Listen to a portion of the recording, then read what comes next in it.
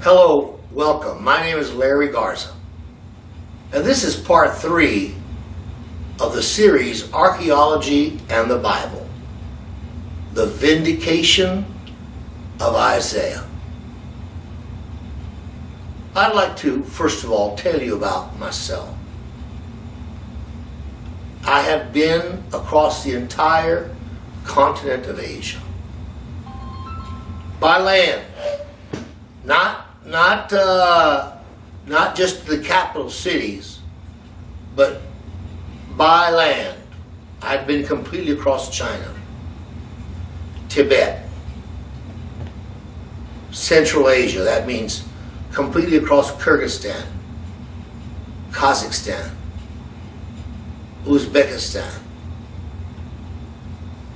Turkmenistan, Iran, Syria, Jordan. Now that's not all the countries I've been to, but that comprises the landmass of Asia, going from east to west.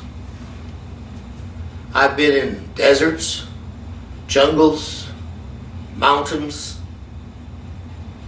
and I've been privileged by God to see amazing wonders of the earth.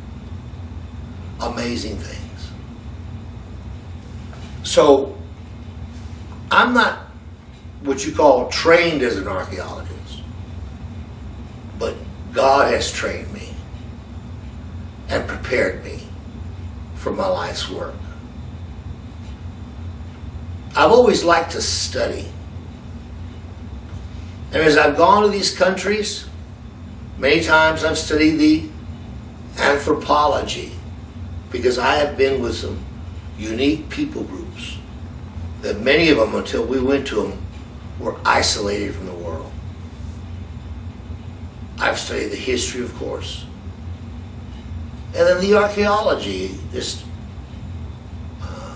came to me as I read about these places. See this hat? This hat alone could speak. It could tell you some stories. I've worn this hat many adventures. Mongolia, China, Kyrgyzstan. It's been a good hat. A little wore out now, but it's been a good hat. Now, I've been handcrafted by the Lord with a very unique life experience. Oh, the adventures I've been on. Wow. When I went across Tibet, I entered at the northwest corner of Tibet, where it has a border with China,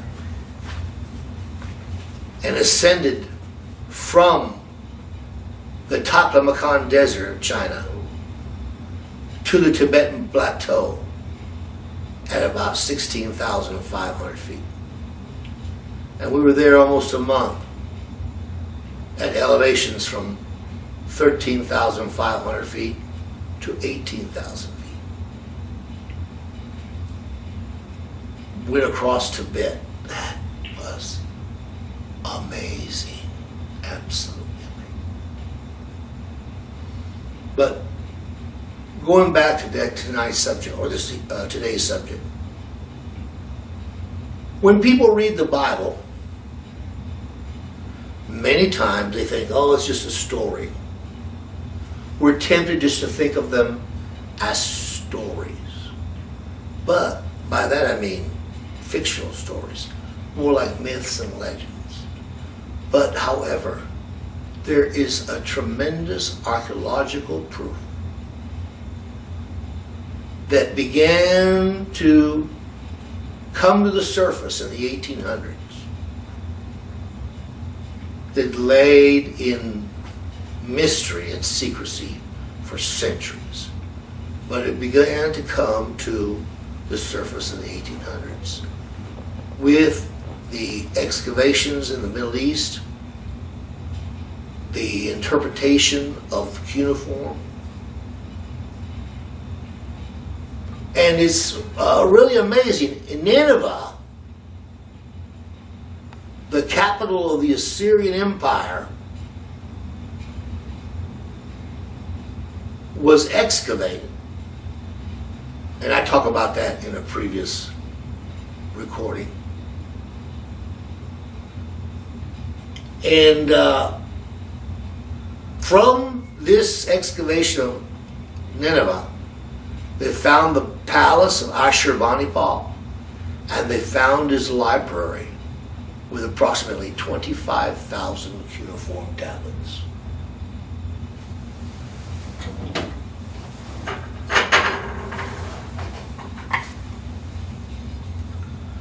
Now this is,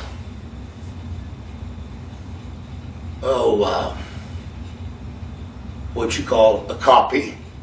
This is not a genuine cuneiform tablet, but I wish I had one. But this is very similar to what one would appear to be like. Now, out of this library of 25 to 30,000, only a minority of those tablets have been translated. They estimate there's a good 200 years left of work. Well, I want to discuss the vindication of Isaiah. Isaiah was a prophet and prophesied around the year 700 to the king of Judah. He prophesied during the reign of Hezekiah. And the father of Ashurbanipal was Sennacherib. And he laid siege to Jerusalem in 701 BC. Now, when the Assyrians laid siege to your ancient city, it was desperate times. If you did not immediately surrender and submit like a dog, when they broke through the walls, they massacred, pillaged, and raped. And did more horrible things than that. Skinned their victims alive. Did all kinds of inhumane tortures.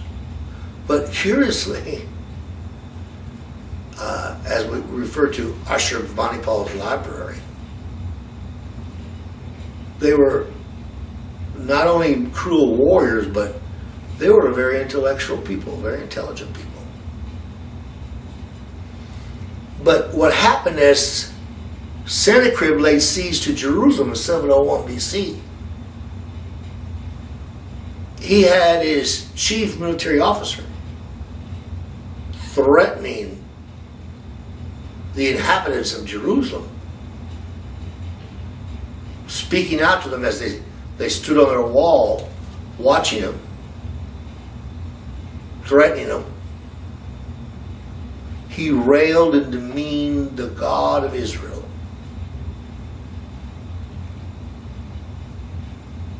Well, this, you can imagine, caused a great fright. And Hezekiah, the king of Judah, he went into a severe state of contrition and prayer. And a word came from Hezekiah, to Hezekiah, from Isaiah. And this word can be found in Isaiah chapter 37, verse 28. And this is Isaiah prophesying about the siege of Sennacherib.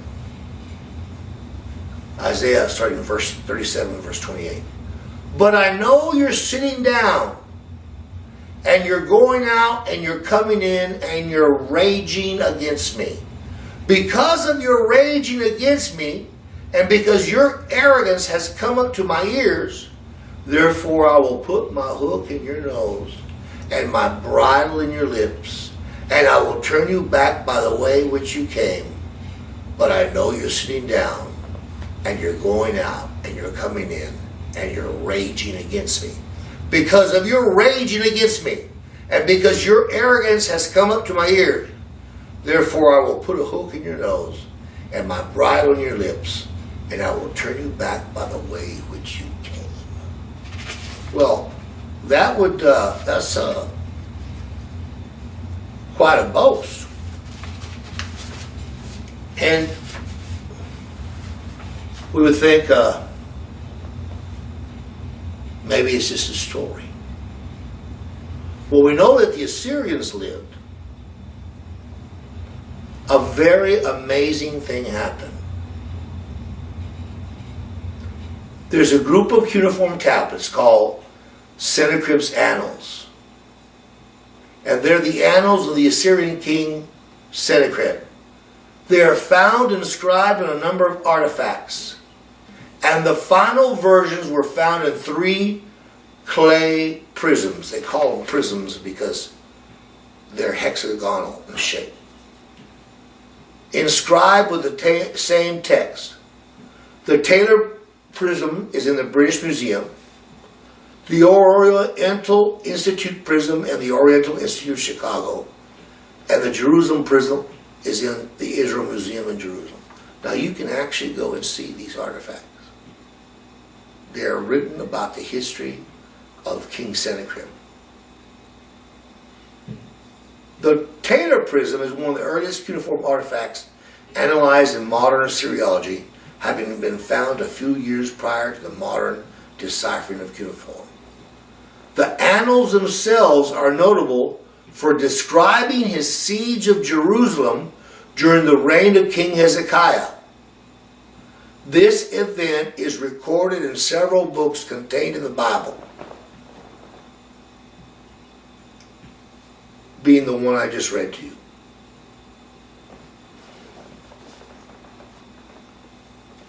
Now, the amazing thing about these cuneiform tablets, all 3 of them, is the same thing that's found in the Bible. Isaiah's prophecy actually occurred in the life of Sennacherib. The cuneiform text, this so-called prism, this unique hexagonal shaped clay tablet, shows historically that Sennacherib went up against Jerusalem, but that he broke siege. Just like the Bible says, Isaiah prophesied, I will put a hook in your jaw and my bridle knot in your lips, and I will take you back by the way which you came. He went back to Nineveh. Furthermore, it says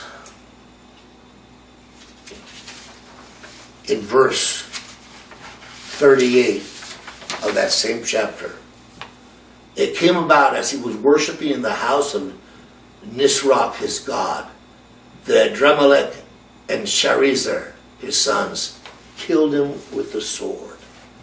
And sure enough, that's exactly what's chronicled in the Sennacherib Annals. Imagine that. What Isaiah prophesied came true to the point where it became a part of Assyrian history. That is absolutely amazing.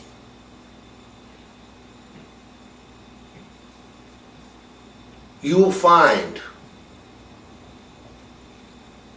the Bible is an ancient text, but the more we study it, you find out it's not about myths and fables, but it's about a real history. It's about a real God who defends and answers his people supernaturally.